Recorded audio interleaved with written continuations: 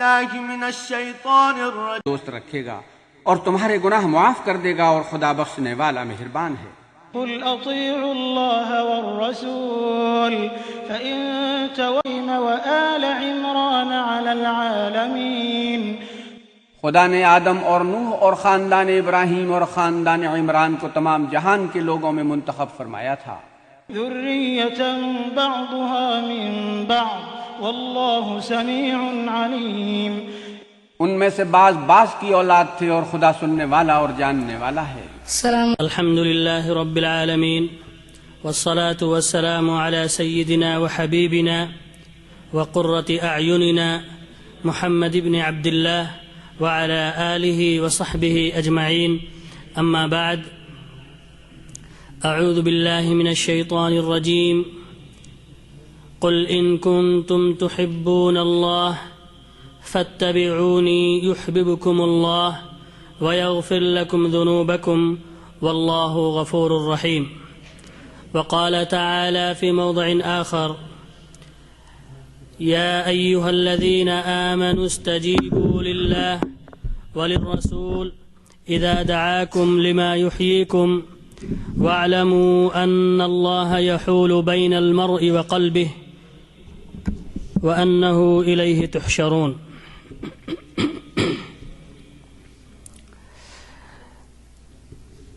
محترم دینی اور اسلامی بھائیوں، اللہ تبارک و تعالیٰ کا شکر اور احسان ہے، اس کا فضل اور کرم ہے کہ اس نے ہمیں یہ توفیق دی کہ ہم اس کے گھر میں اس عظیم شخصیت کا ذکر کریں جو شخصیت صرف ہمارے یہاں باعث اور قابل قدر نہیں ہے، بلکہ عرش والے نے جس کی اطاعت، جس کی محبت، جس کی تابعداری کو ہمارے اوپر فرض اور واجب قرار دیا، اور اس شخصیت کو اتنا بلند کر دیا کہ ہم لاکھ بلند کرنا چاہیں تو وہ رتبہ نہیں دے سکتے ہیں جو رتبہ عرش والے نے آپ کو دیا ہے۔ اور وہ آیت کریمہ قیامت کے دن تک اس روئے زمین پر پڑھی جائے گی۔ وہ آیت کریمہ اللہ رب العالمین فرماتا ہے: وَرَفَعْنَا لَكَ ذِكْرَكَ، اے میرے حبیب، اے میرے نبی، ہم نے آپ کے ذکر کو اتنا بلند کر دیا ہے، اتنا بلند کر دیا ہے کہ پھر اس کے بعد کسی کا ذکر نہیں۔ سارے انبیاء موجود، اب امامت ہمارے نبی کرائیں گے۔ ساری نبیوں کا تذکرہ ہو، لیکن ہمارے نبی کے بارے میں یہ کہہ دیا گیا کہ اے مومنوں، اگر میرے حبیب کا ذکر، میرے حبیب کی بات، میرے حبیب کا تذکرہ اگر تمہارے پاس ہو، ان کے اوپر درود بھیجنا واجب و ضروری ہو جاتا ہے۔ اور بلکہ یہی نہیں، یہ فرما دیا کہ آپ پر درود بھیجنا باعث عبادت ہے، اور حکم دے دیا گیا۔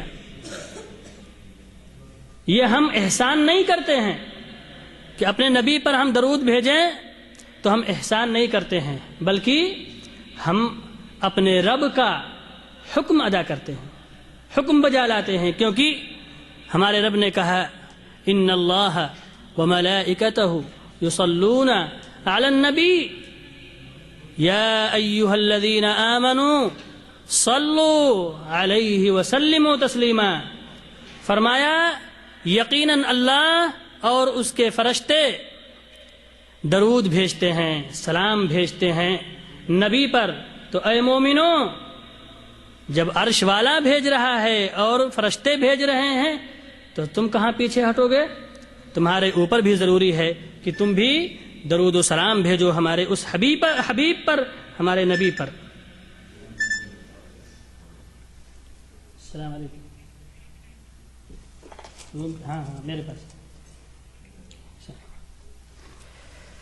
और फिर उसके बाद क्या फरमाया कि अगर जो लोग इन्नल्लज़ीन युअदून अल्लाह व रसूलह, जो अल्लाह और उसके रसूल को तकलीफ देते हैं, फरमाया लअनहुमुल्लाह, अल्लाह उनके ऊपर लानत भेजता है। समझ रहे हैं?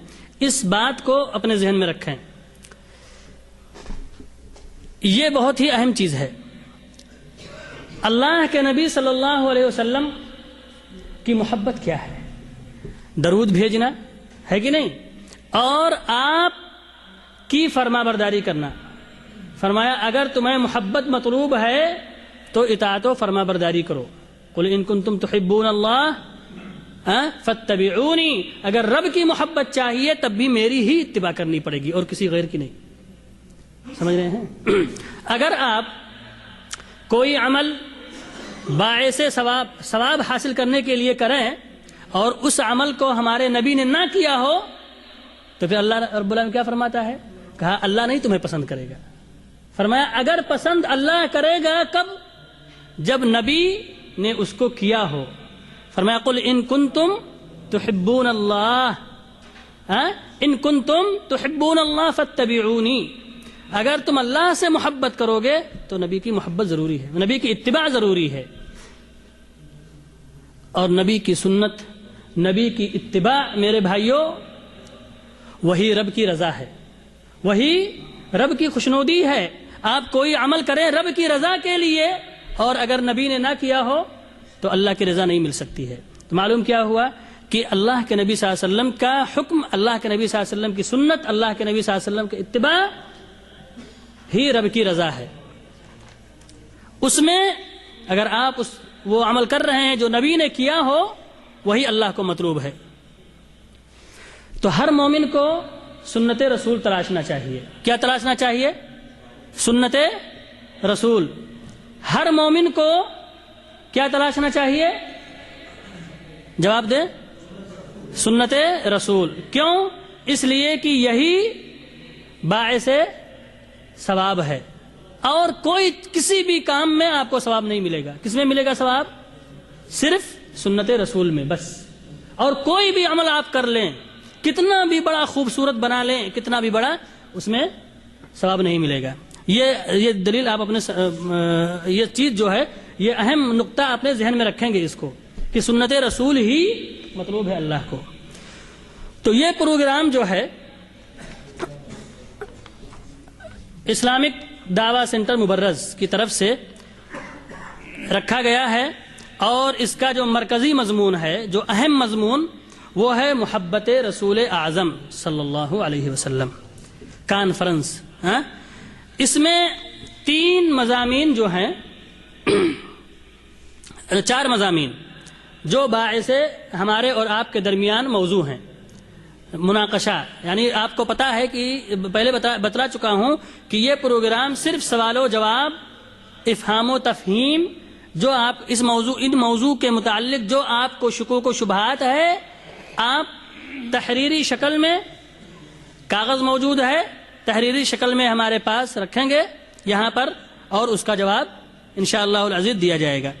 इसमें मैंने बतलाया था और ऐलान के मुताबिक आप लोगों ने पढ़ा होगा कि जो इसमें शरीक होंगे इस मुनाकशे में, सबसे पहले फ़ज़ीलतुल शेख जनाब अताउर रहमान साहब सईदी मदनी हफिज़हुल्लाह, आप मकतब दावा सेंटर हफूफ के दाई और मुबल्लिग हैं और आप लोग माशाअल्लाह जानते हैं, कोई नए नहीं है आप लोगों के लिए। इसी तरीके से हमारे शेख फ़ज़ीलतुल शेख अब्दुल मजीद साहब मदनी हफिज़हुल्लाह, आप भी यहाँ के लिए नए नहीं हैं آپ بھی عیون دعویٰ سینٹر میں داعی اور مبلغ ہیں.